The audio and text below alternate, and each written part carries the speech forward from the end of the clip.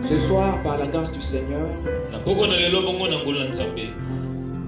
nous allons devoir introduire, si possible, sur le but ou l'objectif, c'est-à-dire la troisième partie de la stratégie. N'oubliez pas que nous sommes toujours dans le mystère de sa volonté.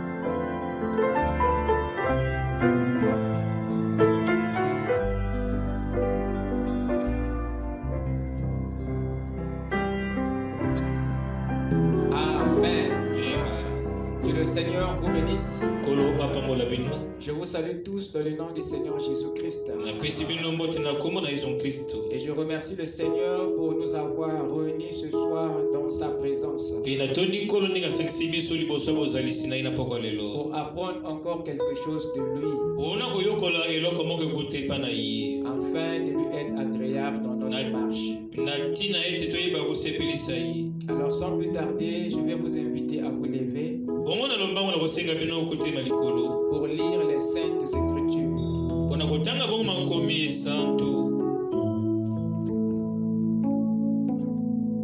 Nous allons lire à deux endroits. Nous allons prendre Proverbe 11, le verset 30.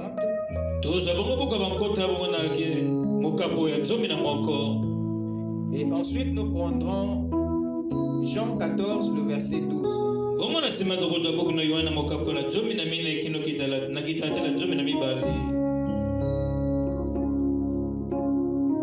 Proverbe 11, 30.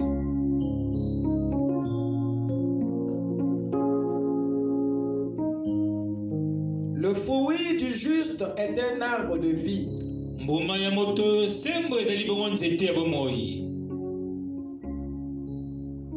Et le sage s'empare des arbres.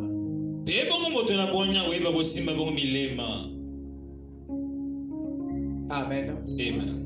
Avec nos têtes inclinées. Seigneur notre Dieu, nous te remercions, Père, de nous avoir gardés tout au long de la semaine, d'avoir combattu à notre place, d'avoir vaincu, Seigneur, les attaques de la nuit comme du jour, d'avoir préservé notre santé,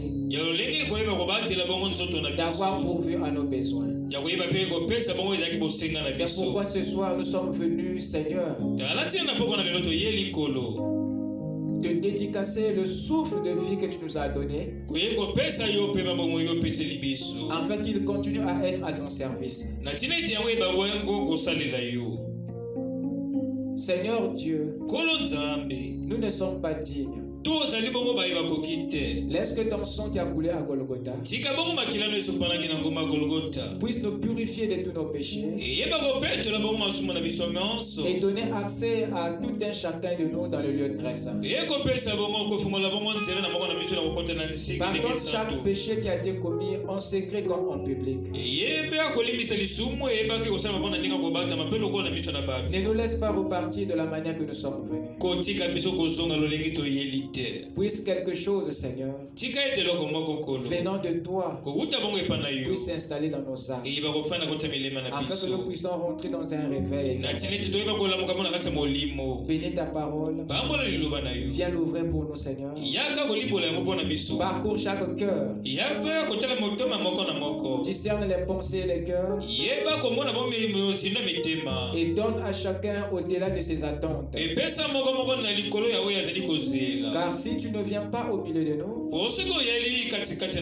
notre réunion sera vaine. Laisse que les malades soient guéris, les affligés consolés, les perdus sauvés, les rétrogrades ramenés à la vie.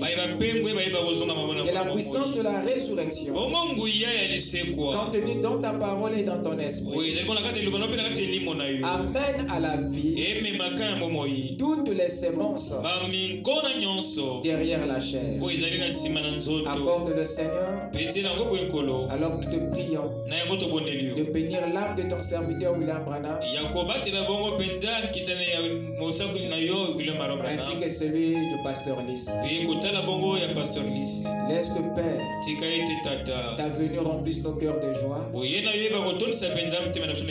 le nom qui ne faillit jamais, le nom du Seigneur Jésus-Christ. Amen. Amen. Je vous prie de vous asseoir.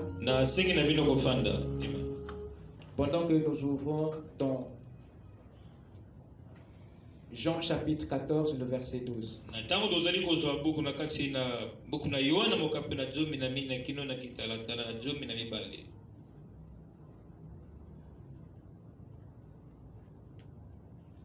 En vérité, je vous le dis,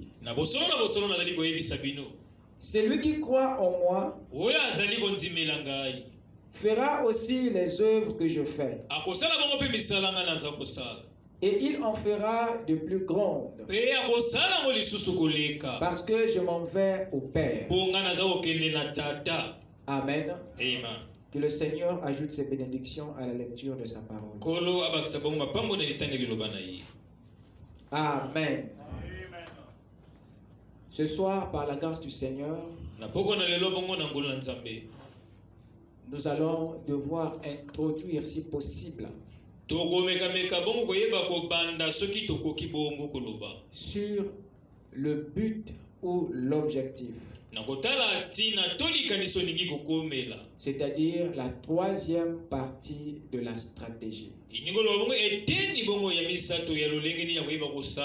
N'oubliez pas que nous sommes toujours dans le mystère de sa volonté.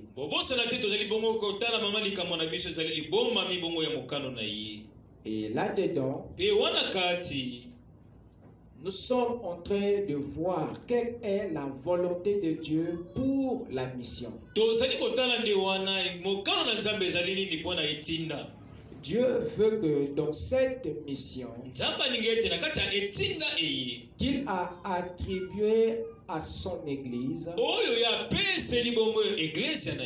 que l'Église puisse l'aborder avec stratégie. Parce que nous ne servons pas un Dieu d'échec, mais nous servons un Dieu de réussite. Et ce qui fait que Dieu réussisse toujours là où les hommes échouent. Vous êtes avec moi? Amen. Ce qui fait que Dieu réussisse toujours là où nous les hommes nous échouons. C'est parce que Dieu agit toujours sur base d'un plan ou d'une stratégie.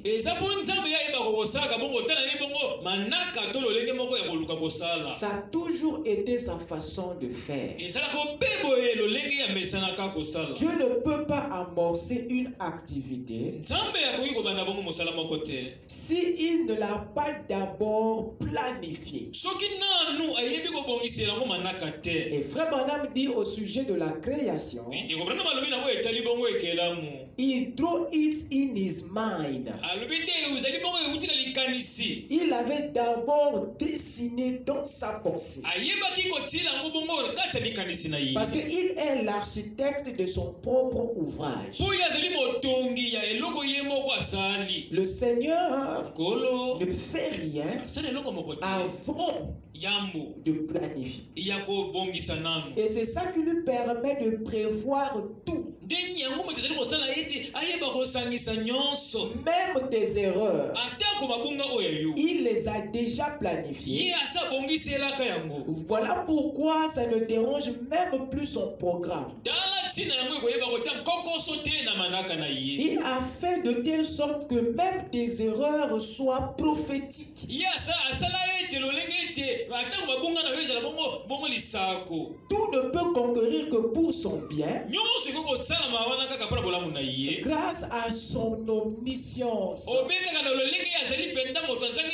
La base de sa programmation et de sa planification. Dites Amen. Amen. Et quand le Seigneur Jésus est venu, il nous a dit que le Fils ne fait rien sans d'abord voir le plan que le Père a fait. À ce moment-là, le Fils fait de la manière qu'il a vu la chose dans le plan auprès du Père. Donc la parole nous montre que Jésus n'agissait pas sans un plan. La force de Jésus dans la mission, c'était la stratégie qu'il a établie à partir des éléments du Père. Voilà pourquoi il pouvait tout anticiper.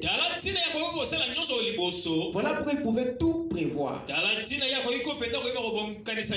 Et transformer même vos faiblesses pour ses forces. C'est ce que l'homme n'arrive pas à faire. La plupart des temps, nous échouons parce que nous ne savons pas planifier les activités. Alors la religion est venue et nous a embarqués dans l'évangélisation, sans prêter attention à la stratégie de Christ dans la parole. Nous avons vu que le Seigneur Jésus ne pouvait pas approcher le monde si il n'avait pas déjà pris des précautions. Il approchait les gens en tenant compte des mesures, des précautions. Parce que le but qu'il poursuivait exigeait deux choses: l'approche et les précautions. Voilà pourquoi le Seigneur Jésus était prudent dans tous les contacts qu'il avait avec la foule, parce qu'il savait que le peuple pour lequel il est venu racheter le tuera au moment opportun. Mais pour qu'il ne meure pas avant le temps, il était obligé de fois de fuir même la foule.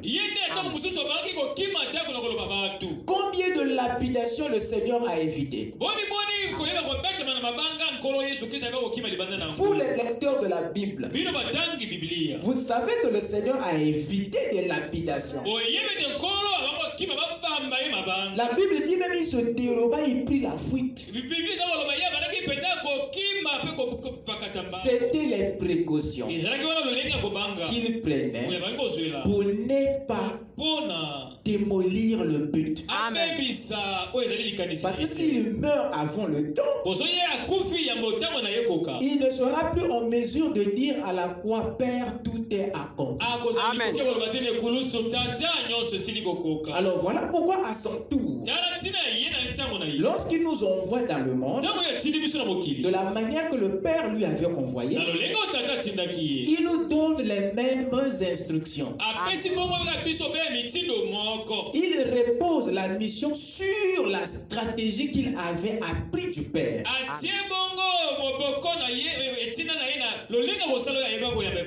Un, il y a l'approche. Deux, il y a les précautions. Et trois, il y a le but. Nous avons étudié l'approche avec tout ce qui va avec. Nous avons parlé des précautions avec tout ce qui va avec. Et aujourd'hui, j'aimerais aborder le but ou l'objectif de la stratégie. Amen. Amen. le but ou l'objectif. Nous venons de lire dans Proverbe ici. Le roi Salomon parlant de l'objectif, mais de façon scellée. Qu'est-ce qu'il nous dit ici? Il dit que le fruit du juste. Le fruit de qui? Du juste. Ah, cela fait déjà du juste un arbre. Vous êtes avec moi? Amen. Alors si le juste a un fruit, alors ce juste là c'est un arbre. Il dit le fruit du juste est un arbre de vie. Nous pouvons arrondir. Le fruit du juste, c'est la vie. Alors, qu'est-ce qu'un fruit? Nous savons tous que le fruit, c'est le dernier élément qu'un arbre émet dans sa vie. Qu'un arbre produit. Nous commençons d'abord par les racines. Et avant la racine, nous avons la sémence. La sémence est brise et donne les racines. Il donne la tige. Vous avez là les branches, les feuilles, les fleurs, et ensuite le fruit. Et le fruit ici devient la chose que l'arbre poursuit. Amen. Et la sémence vit et survit pour atteindre un objectif. Donner des fruits à la fin. Le fruit devient l'objectif de l'arbre. Parce que l'arbre vit et survit pour donner le fruit. Depuis qu'il est une sémence, la sémence, la chose qu'il voit devant lui, c'est le fruit. Amen. Alors si le juste est un arbre, alors cet arbre-là doit avoir un objectif. Cet arbre-là doit avoir quelque chose qu'il cible. Cet arbre doit avoir quelque chose qu'il poursuit. Et le fruit est la poursuite de tous les arbres. C'est l'accomplissement des arbres. C'est la vision d'un arbre. C'est d'atteindre ça, de manifester ça. Ici, Salomon parlait de façon symbolique de la vision du juste, de l'objectif du juste. En d'autres termes, il nous disait que l'objectif d'un juste est égal à la vie. L'objectif du juste, il dit c'est la vie. Amen. Ce que le juste poursuit, même dans sa forme la plus informelle, il dit c'est le fruit, c'est la vie. Amen. Amen. L'objectif de l'arbre, c'est le fruit. L'objectif du juste, c'est la vie. Et c'est là que nous sommes. Le Seigneur, en partant, nous a laissé une stratégie dont le but et l'objectif est la vie. et tous les fils et filles de Dieu, que Salomon appelle ici par des justes, doivent dans cette stratégie poursuivre et atteindre la vie comme objectif. Voilà pourquoi on ne peut plus être les mêmes. Et cet objectif-là, beaucoup de soi-disant croyants l'ont perdu. D'abord, c'est quoi un objectif? Vous êtes avec moi? Amen. Un objectif, c'est ce qui est devant vous. C'est ce à quoi on regarde. Ce sur quoi on se fixe. L'objectif, c'est le but que l'on cherche à atteindre. Le point où l'on se propose d'arriver. L'objectif ici, c'est ce que l'on vise. Alors dans cette évangélisation, vous autant que les justes, vous visez quoi? Vous ciblez quoi? Dites amen. Amen. Et beaucoup de croyants qui se sont retrouvés dans le monde à la conquête des loups ont perdu cet objectif. Ils ont oublié l'objet de notre poursuite. Si les résultats ne sont pas scripturels et spirituels, parce que l'Église a perdu l'objectif de la stratégie, qui est aussi l'objectif de la mission. Ce n'est plus la vie que nous poursuivons, mais c'est autre chose. Je suis ici ce soir pour restaurer l'objectif du royaume dans l'église. Amen. Amen. C'est très important. Cet objectif est la chose la plus essentielle dans cette stratégie. C'est pour l'objectif que la manœuvre se fait. C'est pour l'objectif que l'approche se fait.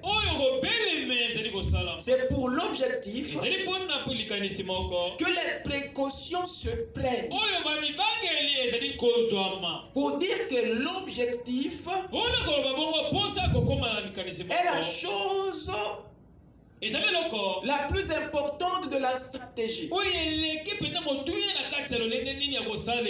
Alors, elle est la raison même de l'approche et des précautions. L'objectif est la chose que l'approche et les précautions poursuivent. S'il y a quelque chose que nous ne devons jamais perdre de vue, dans notre approche et dans nos précautions, c'est bien le but, c'est bien l'objectif. Mais nous avons vu des croyants approcher les gens en oubliant le but de cette approche. Nous avons vu certains même prendre des précautions, mais pour se protéger de quelque chose d'autre. Voilà pourquoi le corbeau, quand il est parti, il n'est plus revenu. Correct. Amen. Si l'évangélisation est un échec, c'est parce que nous l'avons fait à la manière de la religion.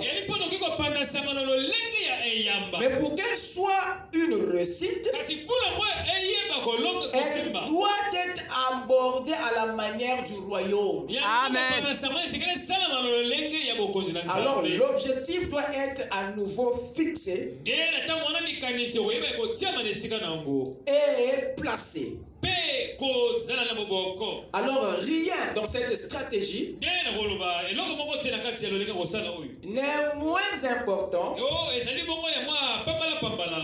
et plus important que le but. Car l'objectif que vous voyez ici, c'est la couronne de votre approche. C'est la couronne de vos mesures ou précautions. L'objectif, c'est la couronne de votre stratégie. L'objectif, c'est la couronne de votre mission.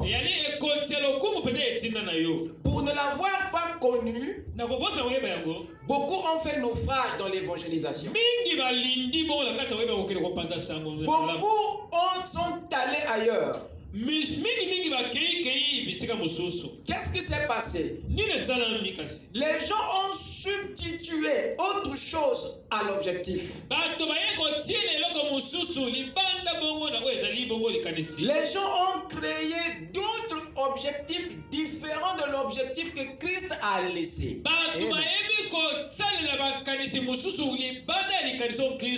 Comment allons-nous avoir les résultats que Christ et les apôtres ont eu dans l'évangélisation?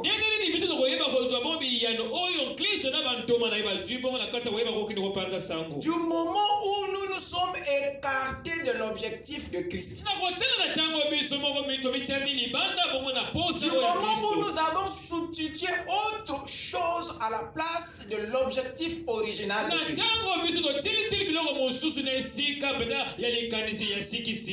Or, l'objectif que l'Église est censée poursuivre n'est pas celui qu'elle a créé, mais celui que Christ a laissé et poursuivi dans son ministère sur la terre. Nous n'avons pas un nouveau objectif. Sinon l'ancien qui est devenu le nouveau. Et la vie restera toujours l'objectif de Christ dans l'Église. Est-ce que je peux entendre un amen? Amen.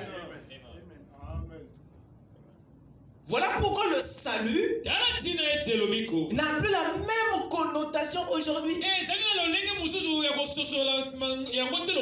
Il a perdu son sens profond. Alors nous avons des rassemblements d'hommes autour du rien, autour de la mort, parce que l'objectif a été ignoré ou substitué à autre chose. Amen. Amen. L'Église ne devait pas avoir un autre objectif, sinon celui de Christ. Alors, quel est l'objectif de Christ pour l'Église dans cette mission? J'aimerais d'abord que vous compreniez le contexte de la mission. Quand je parle de la mission, je ne parle pas de ce que tu dois aller faire à Kindamba. Je parle plutôt de ce que tu es censé faire pour Christ à la maison, dans ton voisinage, dans la rue, à l'école, au travail, partout. Dites amen. N'amenez pas la mission à Kindamba. Amen. La mission n'est pas une chose qui doit s'exercer qu'à distance ou bien au loin. Non. C'est quelque chose qui se pratique ici et là-bas. Amen. Dites Amen. Amen. Elle fait partie de votre quotidien. La mission évangélique est le quotidien du croyant. Correct. Alors si vous voyez la mission comme un voyage, si vous prenez la mission comme un voyage, vous ne le ferez pas. Amen. Vous resterez passif. Amen. Dites Amen. Amen. On a mal compris l'évangélisation. On a lié l'évangélisation au voyage. Correct. Tu vas attendre jusqu'à ce qu'on te donne les moyens pour aller à Kibossi. Pour toi, c'est là où commence la mission. Mais ce que tu fais tous les jours n'est pas la mission. Tu as mal compris. Amen. Jésus a dit aux disciples, vous témoignerez ici, ensuite vers les extrémités de la terre. Vous serez mes témoins ici, à Jérusalem, en Judée, en Samarie et dans les extrémités de la terre. Donc la mission englobe d'abord les endroits les plus proches et elle engage aussi les endroits les plus éloignés. Alors ne supprime pas ton voisinage. Amen. Dites Amen. Amen. La mission commence là où tu vis. La mission devient une partie intégrante de notre quotidien. Amen. L'Église vit dans la mission et pour la mission. Amen. Tu ne peux pas quitter la mission. Tu quittes la mission quand tu quittes la terre. La vie du croyant est une vie missionnaire. Amen. Dieu t'envoie tous les jours. Et quand il avait envoyé l'église, il t'avait déjà scellé dans la commission. Et ta vie de chaque jour est une mission. Amen. Pour ceux qui sont proches de toi et pour ceux qui sont loin de toi. Car cette promesse, a dit Pierre, est pour vous, pour vos enfants et à tous ceux qui sont au loin. Dieu aussi les appellera afin qu'ils évangélisent dans leur voisinage et dans le secteur le plus éloigné. Personne n'est à l'écart. C'est la responsabilité de tout le monde. Même pour ceux qui ne sont pas encore nés. Dites Amen. Ils viennent trouver ça. Ils ne peuvent pas s'en échapper. Alors, quel est l'objectif de cette mission? Comme vous connaissez maintenant le contexte de la mission, nous devons maintenant découvrir l'objectif de cette mission.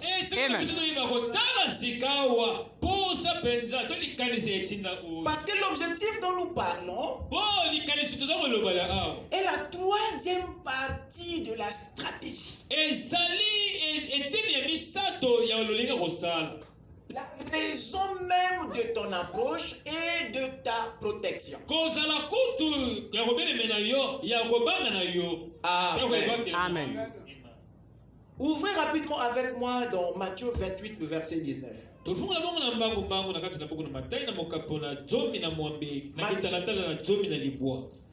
Matthieu 28. Écoutez ce que la Bible nous dit ici. C'est très intéressant. Commençons à partir du verset 19. Jésus dit ceci. Vous êtes avec moi? Allez, faites de toutes les nations des disciples, les baptisant au nom du Père, Fils et du Saint-Esprit, et enseignez-leur à observer tout ce que je vous ai prescrit. Et voici, je suis avec vous tous les jours jusqu'à la fin du monde. Je mets un point là.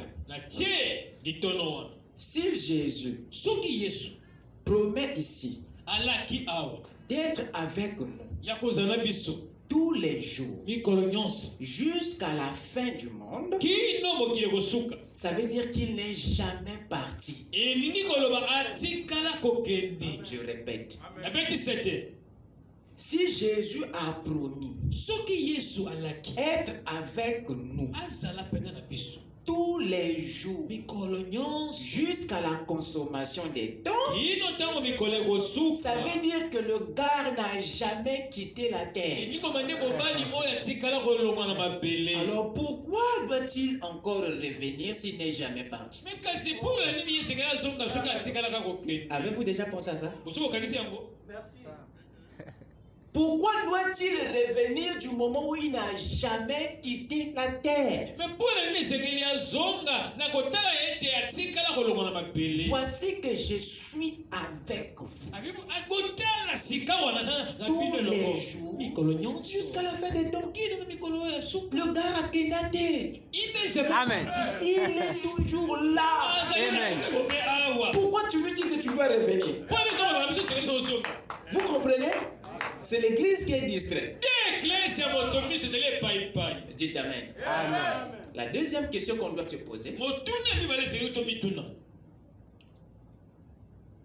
pour quelle raison restait-il avec nous tous les jours jusqu'à la fin du monde? Pourquoi devait-il rester? Parce que ici il a parlé, disons, de 4 voire à 5 éléments ici. Vous êtes avec moi? Premièrement, il dit allez. 2. Faites de toutes les nations des disciples. Le discipola. 3. Les baptisant au nom du Père, Fils et du Saint-Esprit. Baptême. 4. Et enseignez-leur à observer tout ce que je vous ai prescrit.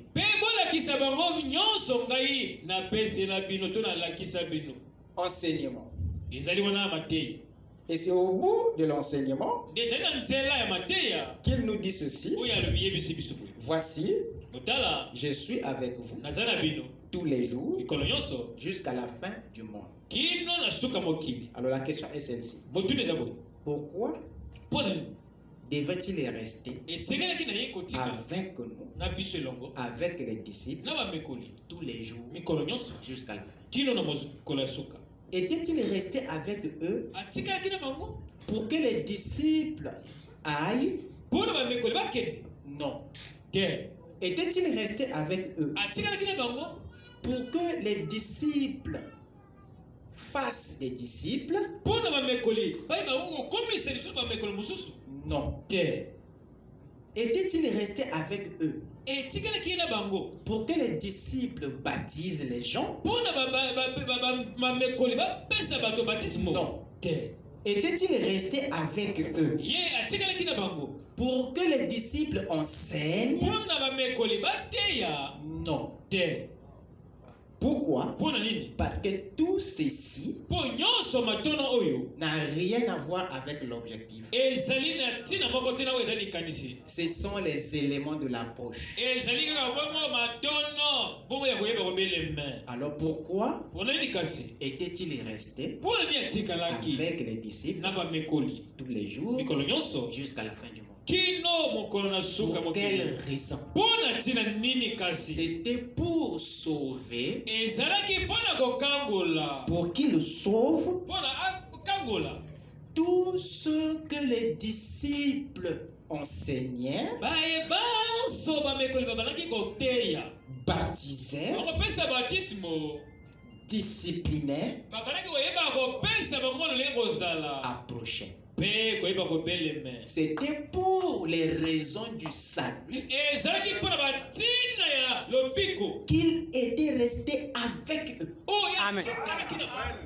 Parce que le salut n'est pas une œuvre humaine que les disciples pouvaient accomplir par leur force, mais c'est une œuvre divine que seul le Saint-Esprit, Christ, peut accomplir dans les disciples au travers de l'enseignement, du baptême, de la discipline et de la poche.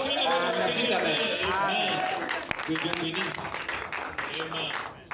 C'est clair. Alors c'est très facile de prendre l'enseignement, le baptême, le disciple pour l'objectif.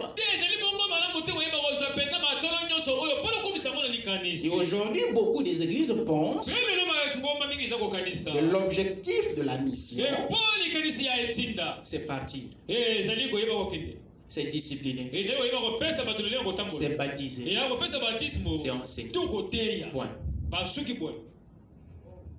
On ne savent pas que l'objectif est au bout de l'enseignement. Le salut, c'est l'objectif de notre mission. C'est l'objectif de notre stratégie. La vie est ce que Christ poursuit au travers de ses disciples. Voilà pourquoi il ne devait pas partir. Sinon toi, tu allais vers la vie.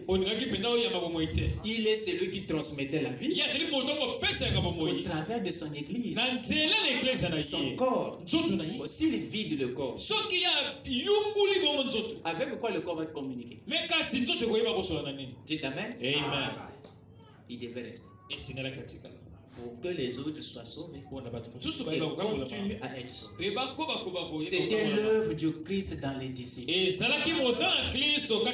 Voilà pourquoi Frère Branham, quand il est venu, il a corrigé la déclaration que faisaient certains théologiens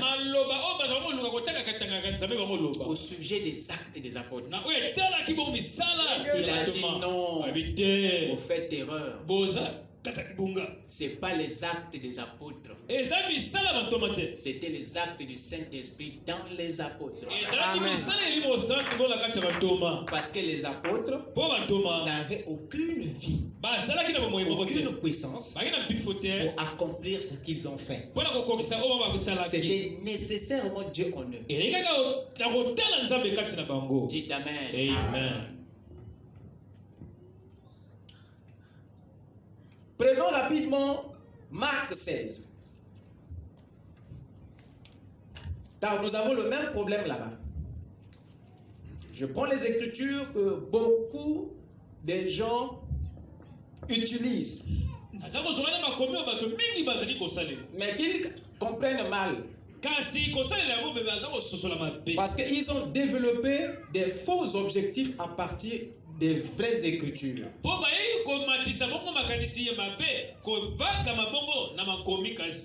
Marc 16 dit ceci. Le verset 15 à 16.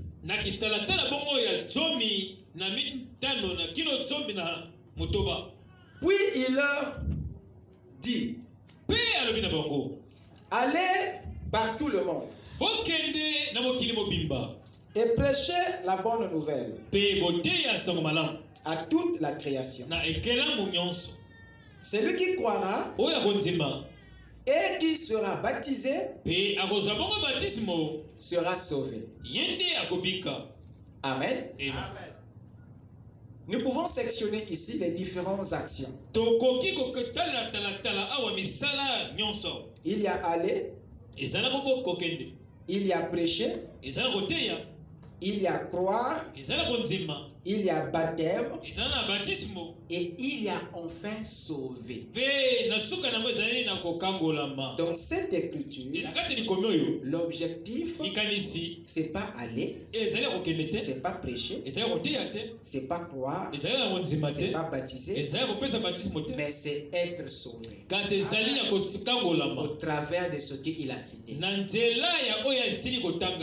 Dites Amen. Amen. Le salut devient la fin qu'on atteint au travers des moyens cités.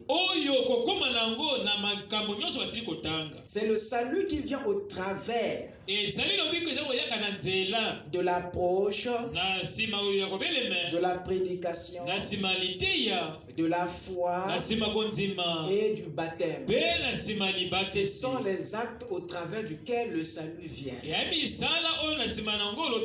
Mais ces choses ne sont pas le salut proprement dit.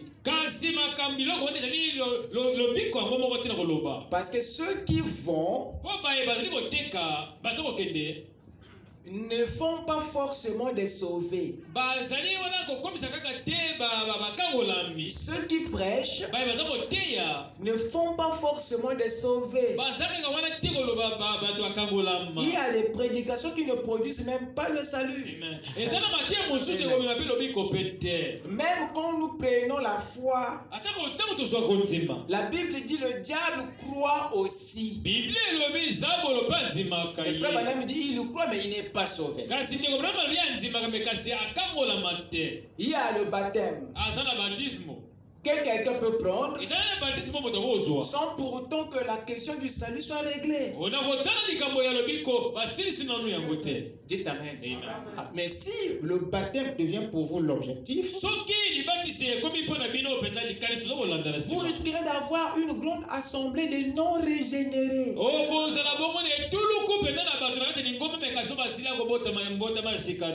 Alors cela ne fait pas de prêcher de baptême de fausses affaires. Non. Ce sont des choses qui doivent être parce que le salut passe par là. Mais l'objectif c'est pas ça. L'objectif c'est ce qui est au-delà. Le résultat de toutes ces choses. S'il y a quelque chose que nous on doit poursuivre, on doit viser. Ce n'est pas la prédication, mais le résultat de la prédication. Ce n'est pas le baptême, mais le fruit du baptême. Ce n'est pas l'enseignement, mais le fruit de l'enseignement. Et le Seigneur veut se rassurer que toi tu comprends l'objectif. Voilà pourquoi il m'amène à parler de ça. Est-ce que quelqu'un m'écoute?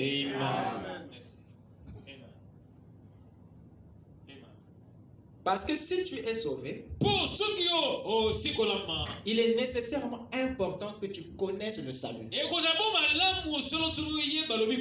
C'est pas bien que tu aies du mal à expliquer le salut alors que tu prétends dire que tu es sauvé.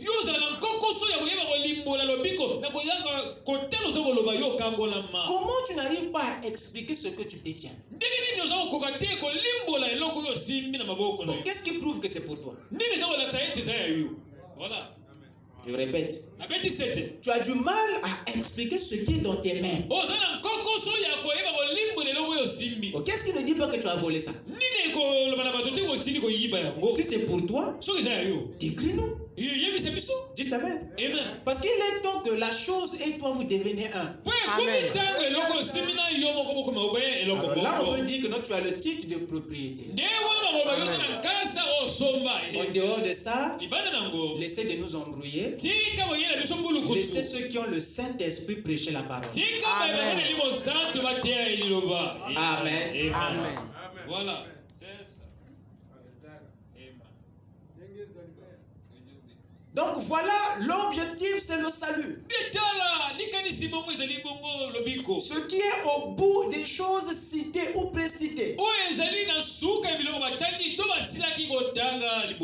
Donc il est très facile, mes chers amis,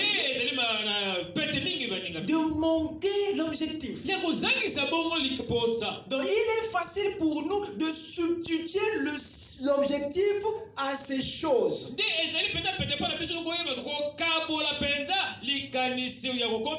beaucoup des églises reposent sur ces choses et non sur le salut. Et ils continuent à croire qu'ils prêchent le salut. Ils continuent à croire qu'ils poursuivent le salut. Bon, quelqu'un m'écoute? Amen. Il faut séparer la balle avec. Amen. C'est pas étonnant que d'autres ont même adopté l'adoration pour l'objectif. D'autres ont même adopté la communion comme objectif de l'Église. D'autres ont adopté les dons comme objectif. D'autres ont placé le social comme l'objectif de la mission. D'autres ont adopté les bénédictions comme l'objectif.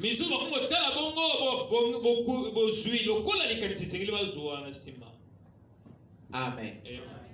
Alors que toutes ces choses ne sont que des moyens par lesquels le salut est atteint. Est-ce que quelqu'un m'écoute? Amen. Amen. La religion a son objectif. Le royaume a aussi son objectif. L'adoration, c'est l'objectif de la religion.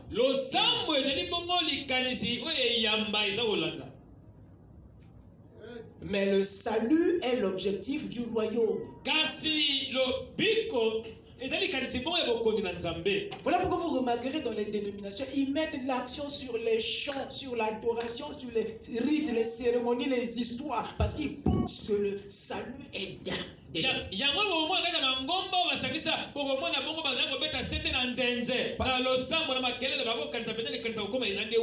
Ils pensent que le salut c'est ça. Voilà pourquoi ils établissent ces choses comme étant leur insistance.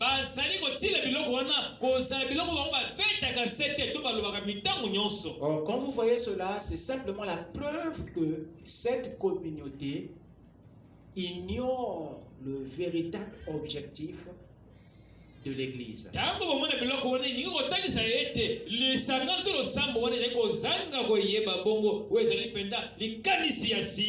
Alors, je vais vous raconter une petite histoire qui se trouve dans le livre des Actes chapitre 6. Parce que ce glissement d'objectif était entré dans l'église primitive.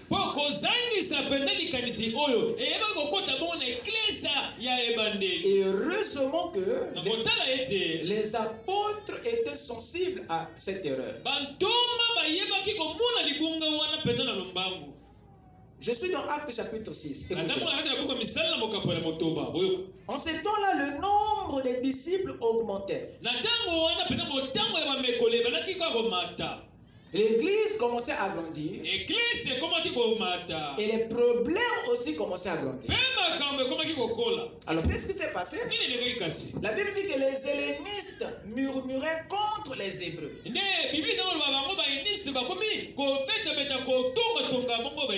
Quand l'église s'est mise à grandir, il y a une chose que les disciples ont laissé s'infiltrer. Apparemment, ils n'avaient plus le contrôle parce que la chose commençait à prendre une méga forme.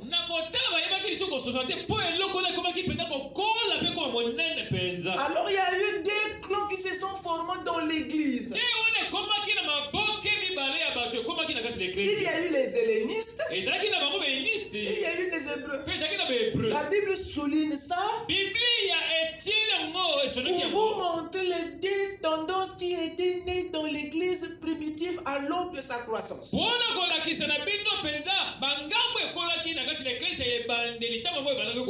où étaient les disciples quand ces tendances ont apparu? Il y avait eu un relâchement au niveau de l'attention.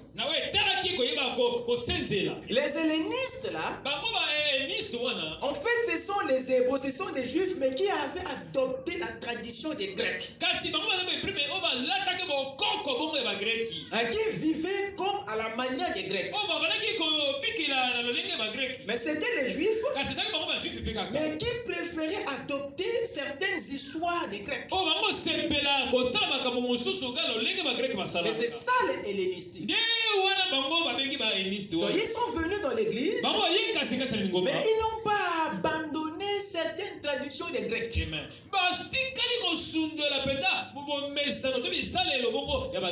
Donc la séparation ou la conversion avec le monde, le dehors, ne s'était pas réellement fait. Et il y avait les Hébreux qui eux aussi étaient aussi dans leur affaire. Maintenant le point de convergence c'était quoi? Pourquoi les deux tendances s'affrontaient? L'affrontement était sur un point bien précis. Écoutez-moi bien. La distribution de la nourriture. Parce que leurs veuves étaient négligées.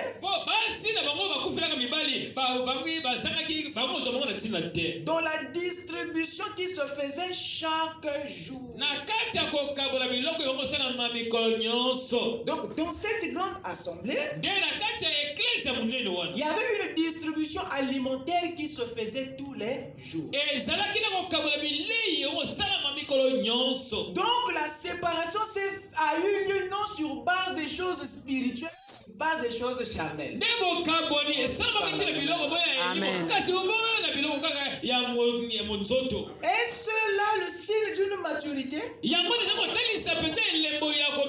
Quand vous vous chamaillez pour des choses charnelles. Alors qu'est-ce qui s'est passé? Comme c'était les apôtres qui gérait cette distribution, alors la distribution de tous les jours les avait éloignés de leur objectif.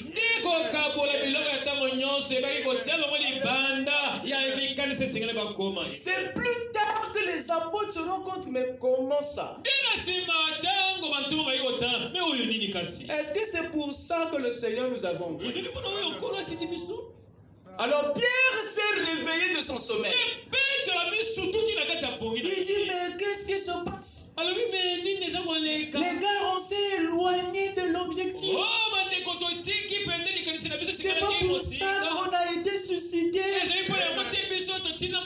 Parce que la parole ne se prêche plus à cause de la distribution de la nourriture.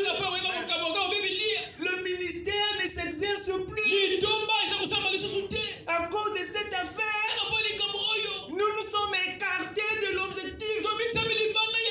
Alors Pierre s'est levé, comme moi ce soir, pour ramener l'assemblée à l'objectif.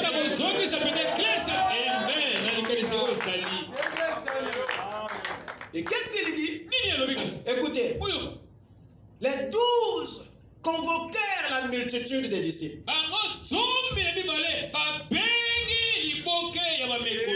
Lorsque tu veux faire un redressement, n'appelle pas une seule personne.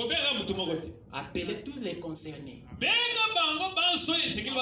Parce que c'est un changement qui concerne la nation, qui concerne l'assemblée tout entière. Mais pourtant, Paul savait, Pierre connaissait les Hellénistes et ces Hébreux qui avaient suscité cette division. Il ne les a pas appelés eux, mais il appelait tout le monde. Amen. Il leur dit quoi? Les 12 convoquèrent la multitude des disciples et dirent: il n'est pas convenable que nous laissions la parole de Dieu pour servir aux tables.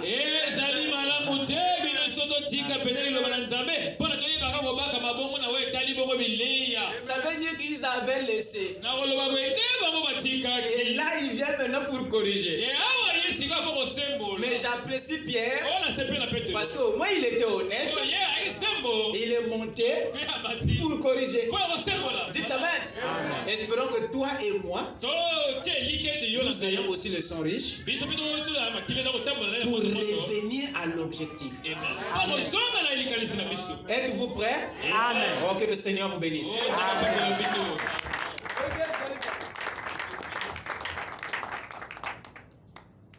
Il dit: il n'est pas convenable que nous laissions la parole de Dieu pour servir aux tables.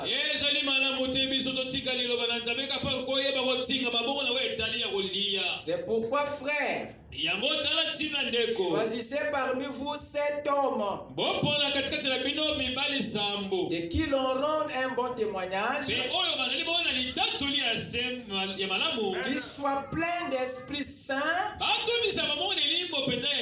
et de sagesse, et que nous chargerons de cet emploi. Et nous continuerons à nous appliquer à la prière et au ministère de la parole. Amen. Cette proposition plut à toute l'assemblée. Ils élurent Étienne, homme plein de foi et d'Esprit Saint, Philippe, Procole, Nicanor, Timon, Parmena et Nicolas, le prosélyte d'Antioche. Ils les présentèrent aux apôtres qui, après avoir prié, leur imposèrent les mains. Amen. Amen. Voilà comment est-ce que Pierre a rattrapé l'objectif.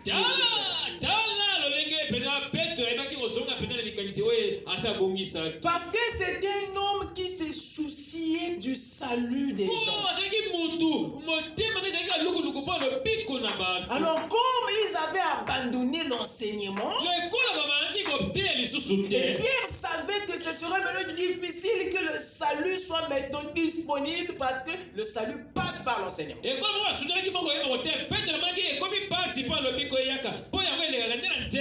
C'était le poids, le souci de l'objectif qui a amené Pierre à revenir.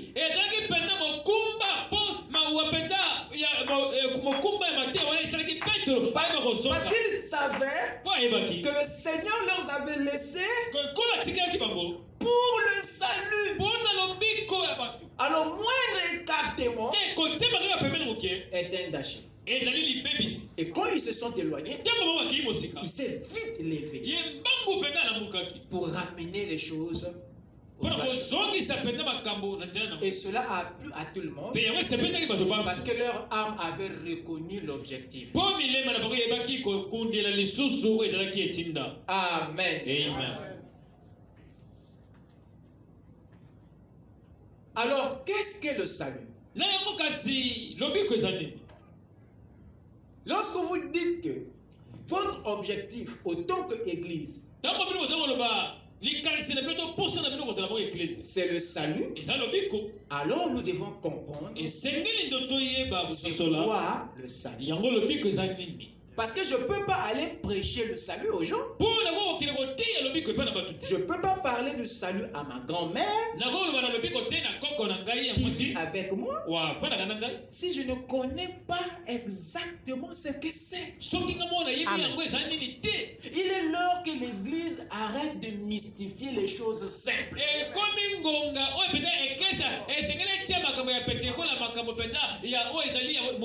Il faut que les choses compliquées soient rendues simples pour que même nos enfants soient en mesure de parler. Vous savez pourquoi le Seigneur avait blâmé les disciples qui empêchaient les petits enfants à venir à Christ? Parce que le Seigneur sait que le salut n'est pas seulement une affaire des adultes. Parce que l'âme d'un enfant n'est pas enfant. Je parle à l'âme de l'enfant n'est pas enfant. Et son âme désire le salut comme ton âme. Dites amen. Il dit pourquoi vous les empêchez? Oh, mais ils ont besoin du salut comme vous les adultes. Des fois c'est même eux qui vont mieux assimiler ce que vous ne comprenez pas.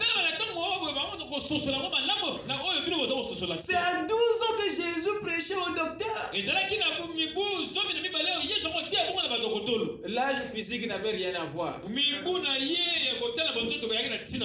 Alors quand les choses sont claires, ça permet à tout le monde, même aux enfants, d'être en mesure d'expliquer la chose.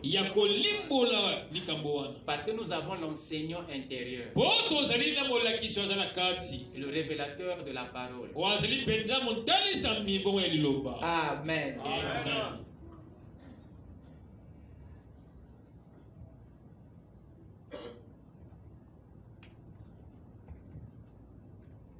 Le salut ici, qu'est-ce que c'est?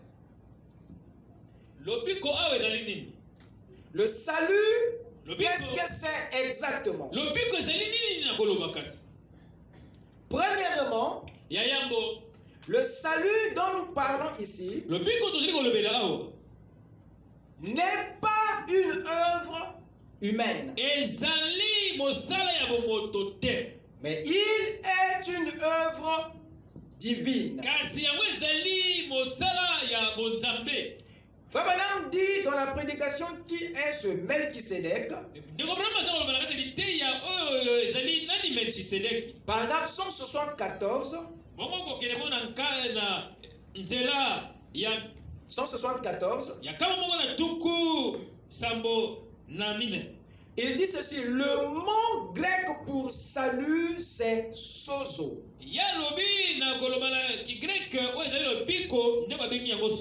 Le mot grec pour salut c'est sozo, qui veut dire sauver physiquement ou spirituellement. Cette définition du salut nous amène aux deux aspects du salut. Quand on parle du salut, il s'agit là de deux aspects. Le salut n'a pas qu'un seul visage. Amen. Mais le salut a deux visages. Yes, il est naturel, il est aussi spirituel. Et le côté naturel de sozo ou du salut traite le corps. Et le côté spirituel de sozo traite votre âme. Que ça soit la guérison du corps ou la conversion de votre âme, c'est le même mot.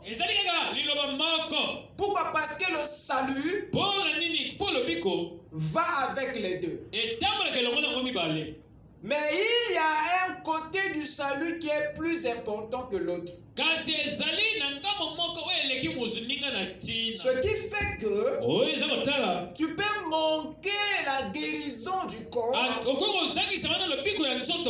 mais tu dois tout faire de ne pas manquer celui de l'âme.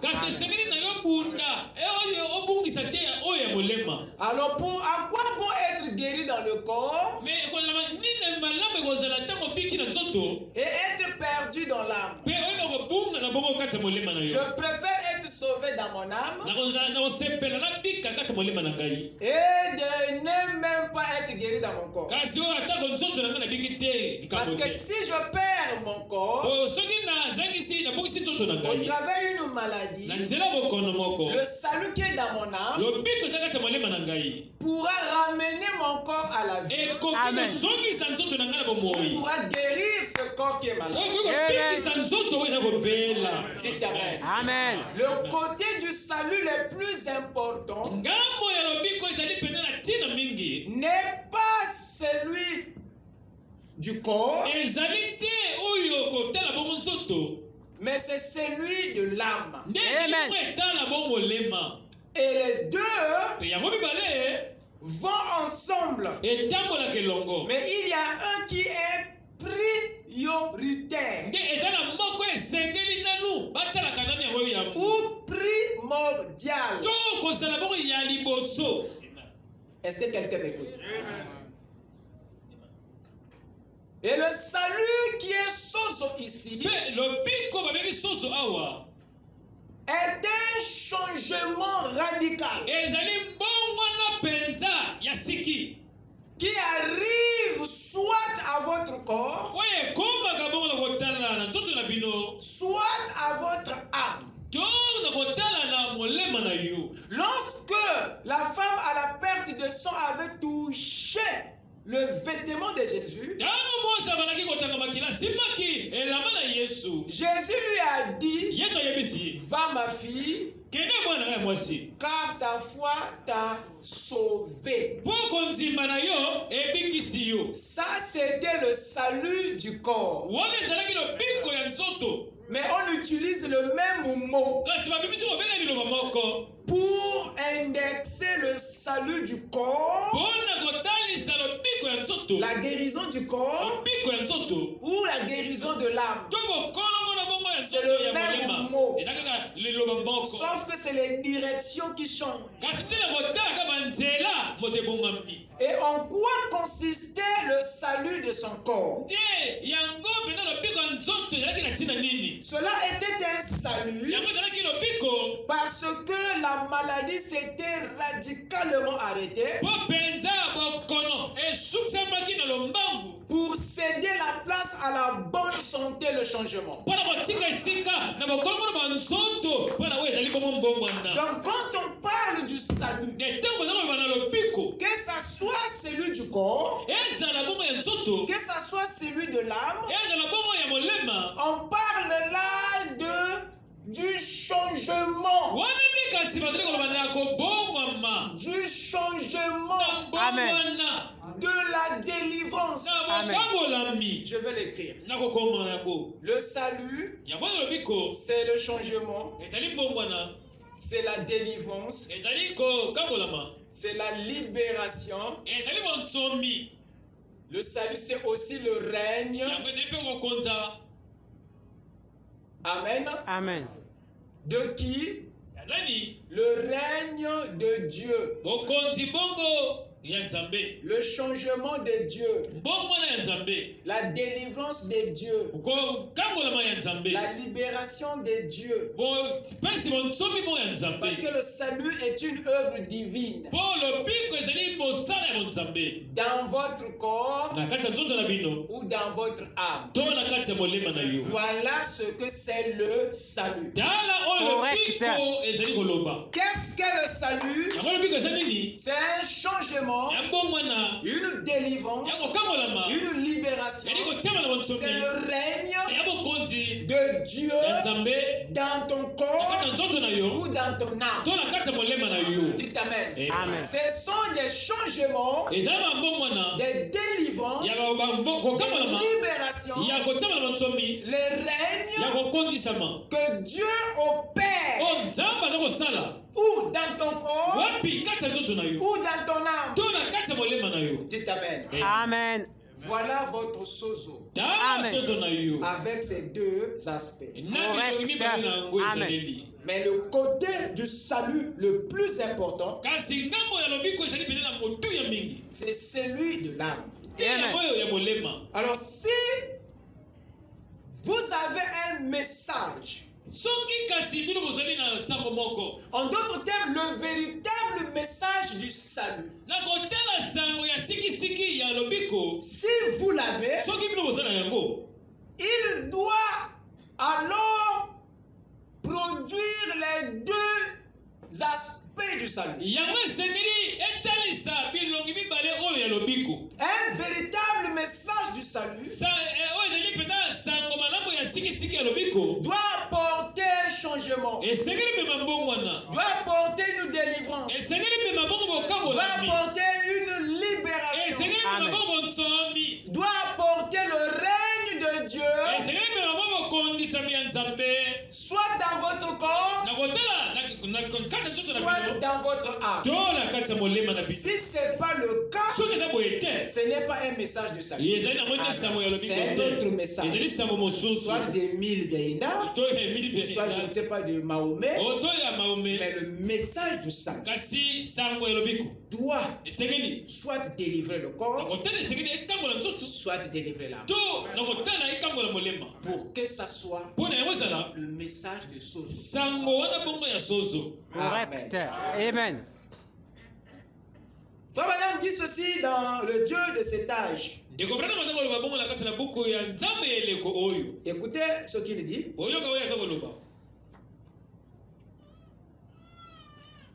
Dans le Dieu de cet âge mauvais, paragraphe 189, il dit ceci. Donne-leur de recevoir donne-leur de recevoir la vraie guérison divine. La guérison de l'âme qui produit une nouvelle créature qui fait passer de la mort à la vie.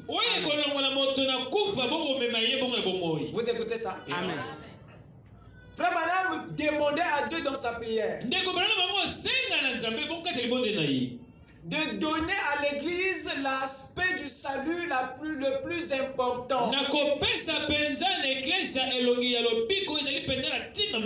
La guérison de l'âme. Parce que ce n'est que ce seul aspect du salut qui produit une nouvelle créature.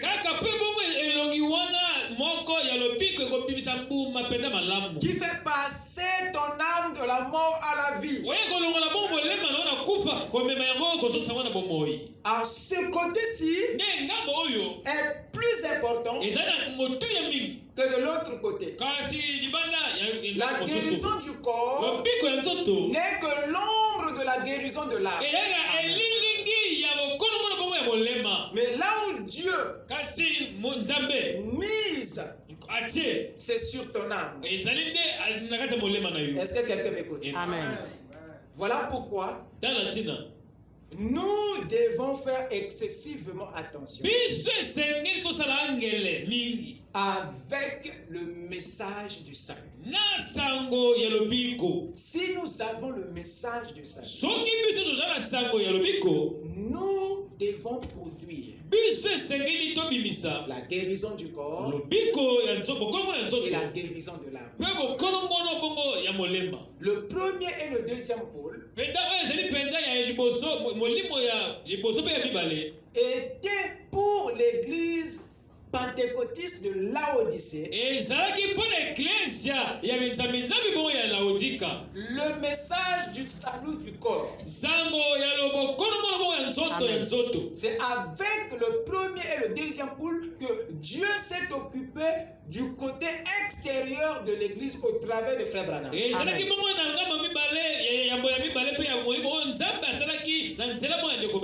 Pour nous, l'épouse, le premier et le deuxième pôle ne sont pas des messages. Mais ce sont des signes au travers duquel Dieu traitait avec le corps. Mais pour l'église, le premier et le deuxième pôle, c'est un message du salut du corps pour eux. Mais pour l'épouse du royaume, ce n'est que le troisième pôle qui est un message. Et c'est le seul message qui sont en rapport avec l'âme. Conclusion, seul le troisième pôle traite avec l'âme pour le salut. Mais le premier et le deuxième pôle ne peut pas produire le salut spirituel qu'il produit dans l'âme parce que c'est destiné pour l'extérieur.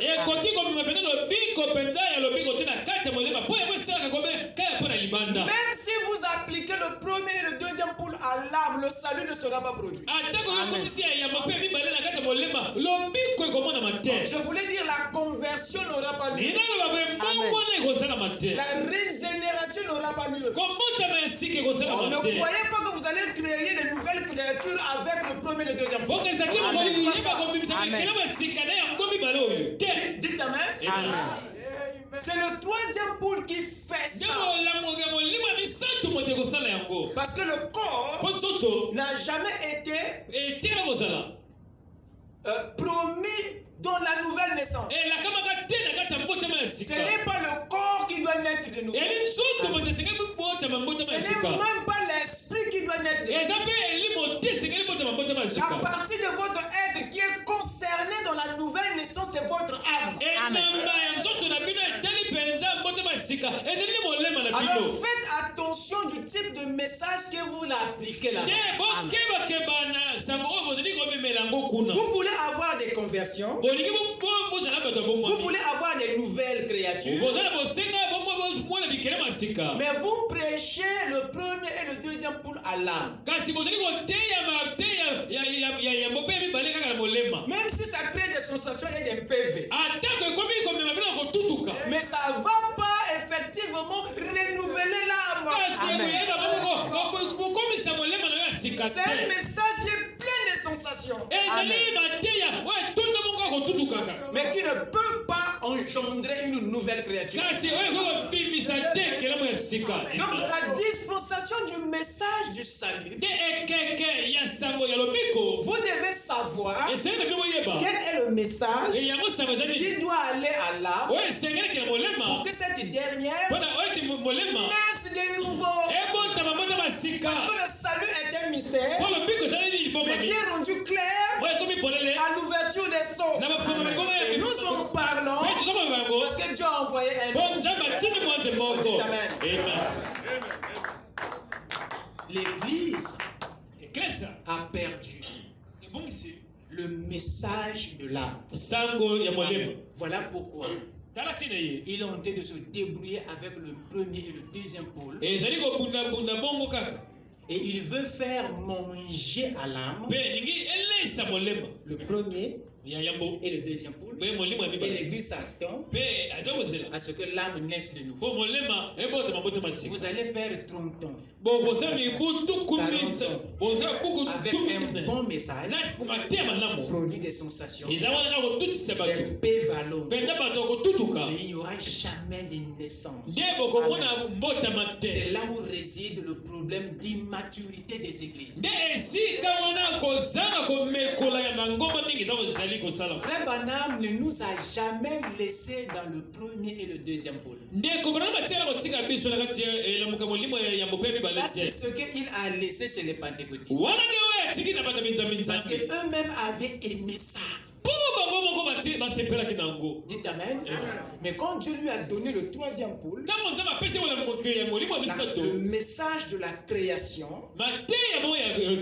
de la nouvelle naissance, alors Dieu lui a dit, voilà le message de ton nouveau ministère et de ta nouvelle dispensation. Amen. On ne peut pas commencer avec le premier et le deuxième pôle. Notre pierre de naissance, c'est le troisième pôle. Voilà pourquoi le docteur Lys, avant de partir, il nous a partagé l'insistance du royaume à l'épouse. Il nous a montré que le message de l'épouse n'est plus celui de l'église. Le sacerdoce de l'épouse n'est plus celui de l'église.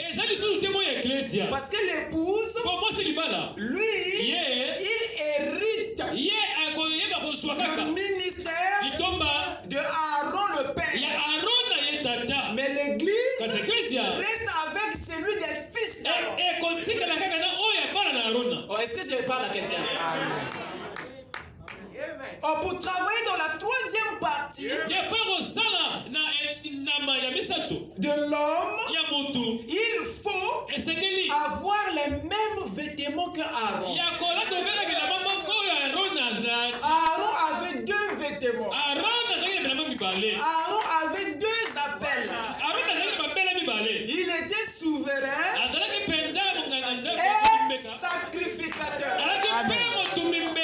Un souverain est un roi. Oh, je parle à moi-même. Maintenant, remarquez, c'est celui qui avait ces deux appels qui faisait le parcours le plus long. Par contre, les autres, les fils, faisaient le chemin le plus court. C'est le type de prédicateur qui aime les raccourcis. Seul le Père prenait le chemin le plus long. Parce que c'est le seul chemin qui a mené à la colonne de feu. Il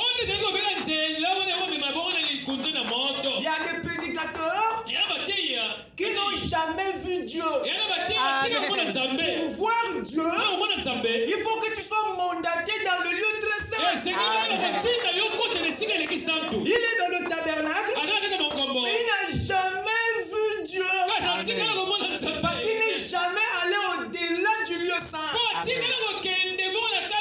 ne connaît pas Dieu. Il n'a jamais vu Dieu. Il va vous partager quoi? C'est là le problème.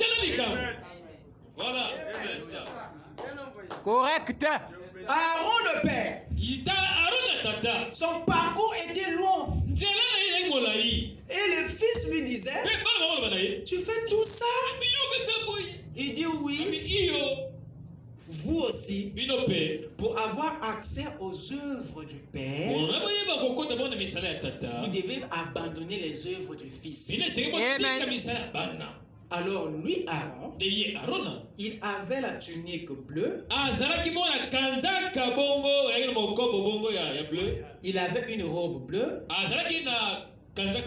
Et deuxièmement, il avait une tunique blanche. Écoutez-moi très bien. Parce que le troisième pôle est en rapport avec le lieu très saint. Il a été dit à Jean de prophétiser à nouveau. Or, il ne peut pas prophétiser à nouveau dans les parvis et dans le lieu saint. La nouvelle prophétie n'est pas une prophétie extérieure. C'est une prophétie qui confère à l'âme l'intérieur. Voilà pourquoi je prophétise ce soir. Amen. Que vous êtes tous rendus parfaits. Que vous êtes tous bénis et pardonnés de tous vos péchés. Parce que nous sommes dans la sanctification la plus parfaite. Et ça, c'est pas donné à n'importe qui. Dites Amen. Voilà. Il fut dit à Jean, prophétise à nouveau. Vous savez pourquoi on lui a donné cet ordre? Alors que lui, Jean, est un apôtre. Un apôtre ne prophétise pas. Ça, c'est le domaine du prophète. Alors, si il lui fit demander de prophétiser à nouveau, ça veut dire que cet apôtre passe prophète. Vous avez là un prêtre au second appel. Un apôtre prophète. Comme était William Branham lui-même, un évangéliste prophète. Et le docteur Lys, il ne pouvait pas vous introduire dans le nouveau sacerdoce s'il ne reçoit pas un appel de prophète. Amen. Vous avez eu un père qui était docteur et prophète. C'est pas étonnant. Amen. C'est même ça. Correct. Alors, ce sacerdoce exigeait deux tuniques. Il te faut une robe de couleur bleue. Et il te faut une tunique de lin. Tout le peuple connaissait Aaron dans sa robe bleue, garnie de pierres précieuses, avec des pierres d'onyx, avec des grenades et des clochettes en bas. C'était une belle tunique. À l'œil nu, c'était la robe la plus chère de tout Israël. Cette robe bleue n'avait pas que la couleur, mais elle était garnie de pierres précieuses. Rien que quand tu voles cette robe, tu es riche. Et c'est la robe que tout le monde convoitait. Et Aaron était furieux là-dedans, il ne voulait même pas la quitter. Et tout le peuple d'Israël le reconnaissait par cette robe.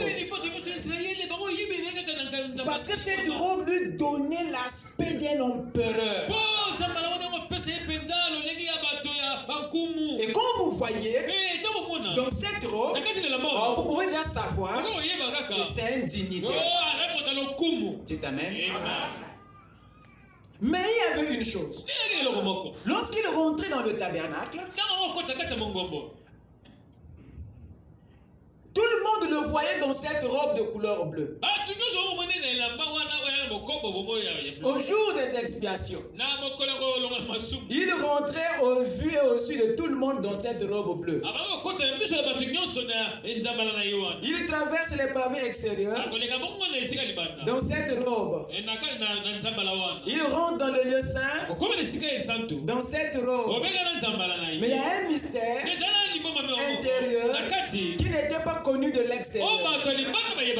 On dit amen. Parce que l'entrée dans le troisième parti exige un changement de tunique, un changement de ministère. Et ce changement-là est un mystère qui se fait au-dedans, qui n'est pas connu de la religion et de l'église. Dites amen.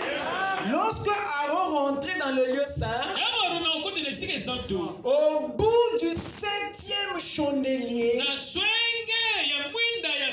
entre le 7e chandelier et la porte du lieu très saint,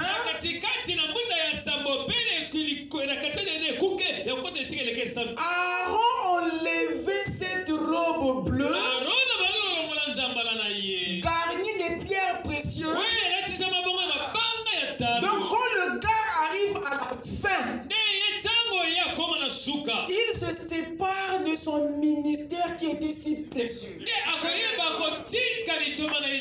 Le ministère que tout le monde a aimé ici au dehors. Quand il arrive ici, Dieu lui dit, mon gars, tu mets fin à ce ministère.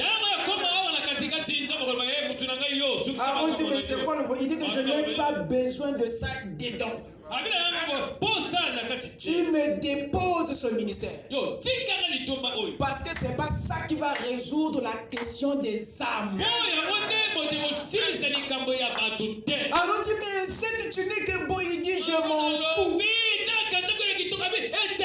Tu dois te dépouiller de ton premier appel. Alors Aaron sortait de la robe et rentrait dans une tunique de lin qu'il trouvait au bout du 7e chandelier. La tunique de lin n'était jamais dehors. Mais cette tunique l'attendait ici dans le lieu saint. Précisément à la fin du 7e chandelier. Alors quand Aaron rentrait dans cette tunique, c'était une tunique très simple, cousue d'une seule couture. Elle n'était pas bleue, cette tunique, mais cette tunique était blanche. Et c'est là-dedans que Aaron rentre pour exercer le sacerdoce de la 3e partie du temps. Oh, vous n'avez pas encore bien. On va maintenant appliquer. Vous êtes prêts? Ça c'est un don. Amen. Voilà. Aaron ici c'est le père qui est venu dans sa robe de couleur bleue qui est Jésus. Parce que Jésus était le vêtement que le père avait porté. Et ce corps-là était parce qu'il n'est pas né par le sexe. C'est le corps immaculé que tous les hommes nés de la femme convoitent. Dis-moi si tu ne voulais pas naître comme Jésus. Dis-moi si tu ne voulais pas ça. Qui ne veut pas avoir ce corps-là? Un corps immaculé, conception. Qui était tellement précieux plus que les autres corps. Et c'est là-dedans qu'au Jourdain, le Père est entré et il nous a dit, voici le corps dans lequel j'y plais. On dit amen. Et tout le monde, que ce soit les païens, que ce soit les religieux, ils ont contemplé le Père dans le corps de Jésus. Aaron le Père a été vu dans la robe bleue qui est le corps né de Marie. Quand Quand tu demandes à un catholique, connais-tu Jésus? Il va te dire oui. Parce que c'est le corps qui est connu de tous. C'est la robe bleue que le Père apporte. Dites Amen. Et c'est avec ça qu'il s'est promené à l'extérieur, qu'il a marché dans les parcs. Il est connu du monde dans cette robe. Dites Amen. Il a traversé la cuve des reins. Golgotha. Amen. Il est rentré dans le lieu très saint, dans le lieu saint. Après sa mort et sa résurrection, il est monté au ciel. Et il s'est mis à marcher au milieu des 7 chandeliers. Et l'Apocalypse dit que c'était dans une robe blanche. Une robe longue.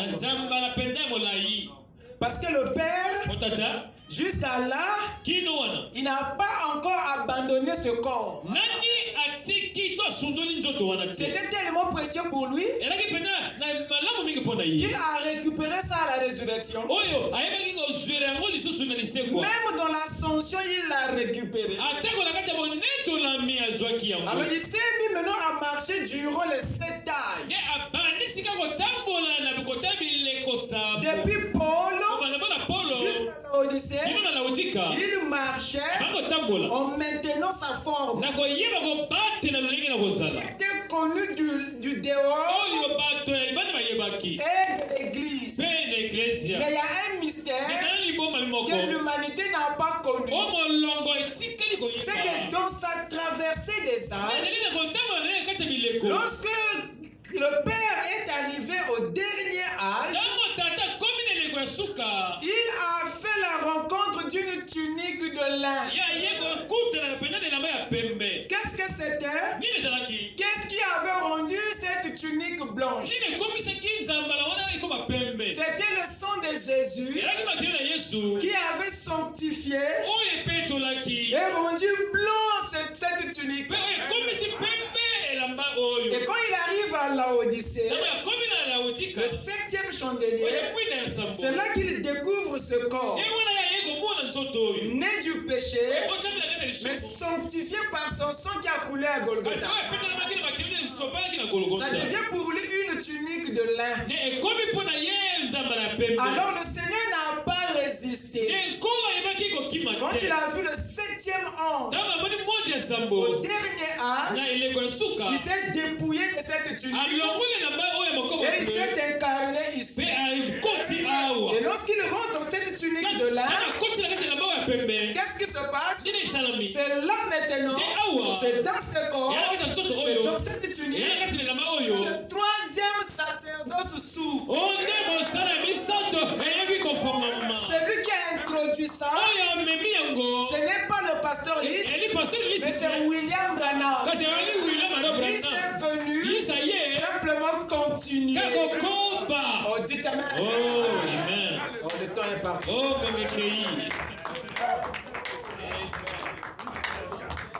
Ça, c'est un dépôt. Le temps est parti. Bon Dieu, on m'appelle mardi aussi, ça. Amen. Que le Seigneur vous bénisse.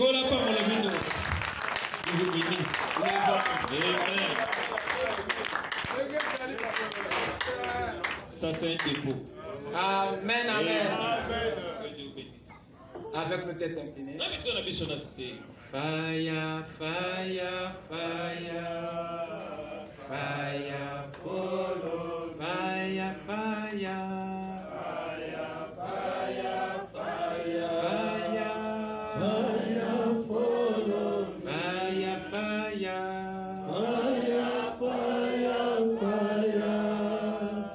Fire, follow me. Oh, as in the day of Pentecost. Fire, follow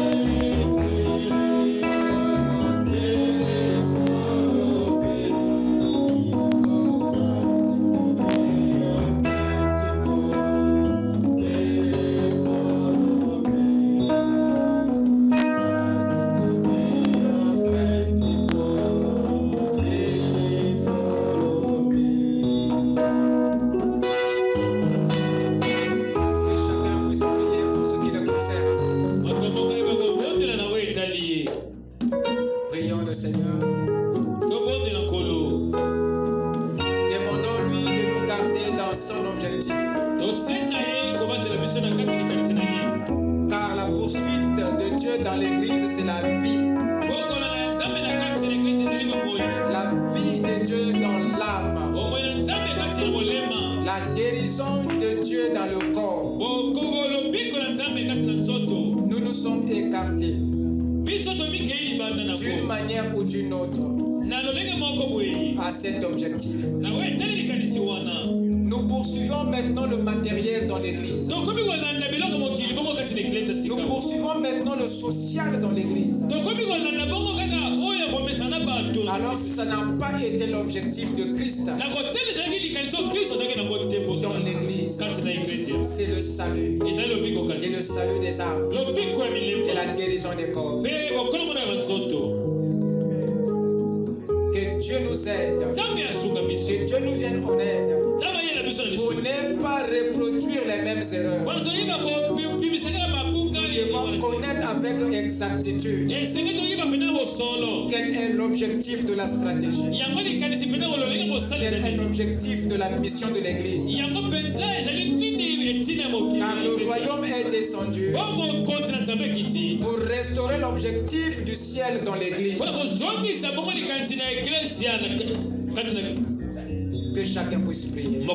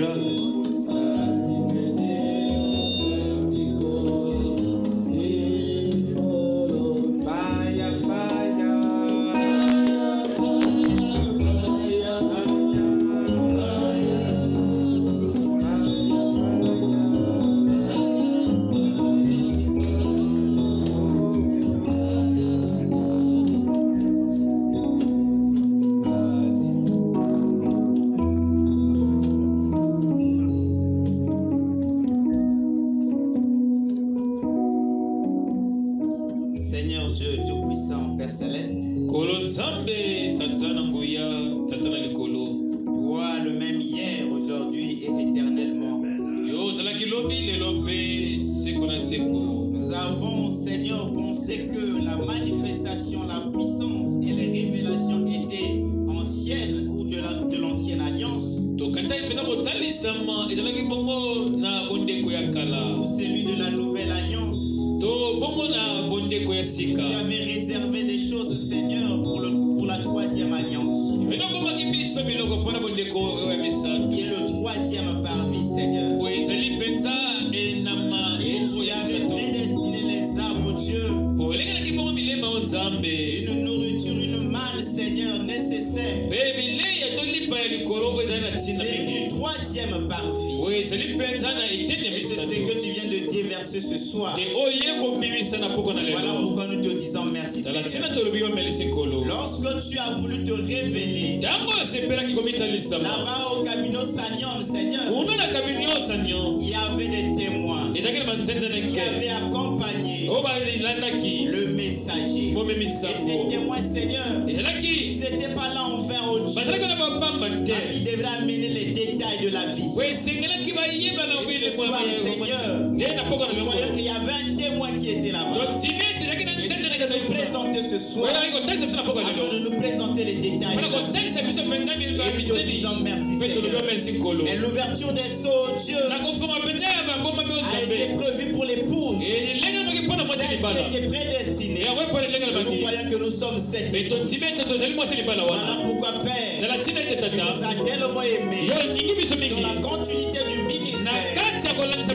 révéler les vérités mystères qui étaient cachées, Seigneur, auxquelles l'oreille n'avait point entendu, de l'œil. Mais ce soir, Seigneur, que nous avons reçu le Seigneur. Oh Dieu Tout-Puissant, merci pour ta parole. Merci pour le Croyons que Père, qui était perdu, la confusion des religions, ce soir, Seigneur, la révélation nous a été donnée. L'objectif, Tout-Puissant, c'est de donner, c'est de la mission, sera atteint. Merci pour ta parole. Merci pour le Croyons que nous sommes arrivés à la fin, la sortie vide. Nous sortirons, Seigneur, avec une portion de toi. Merci pour ta parole. Bénis ton serviteur, Seigneur.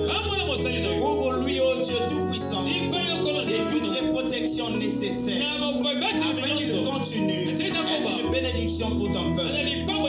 Merci, ô Dieu Tout-Puissant. Nous croyons que les malades sont guéris au nom de Jésus. Les affligés sont consolés et les rétrogrades sont ramenés. S'il y a encore un lendemain, Seigneur, accorde-nous le privilège de venir écouter, ô Dieu Tout-Puissant, ces vérités en ce temps du soir. Merci pour ta parole. Avec chacun de nous, bénis les dîmes et les offrandes qui seront prélevées devant toi. Et la gloire, la louange te soit rendue. Dans le nom de Jésus-Christ, tu l'as prié.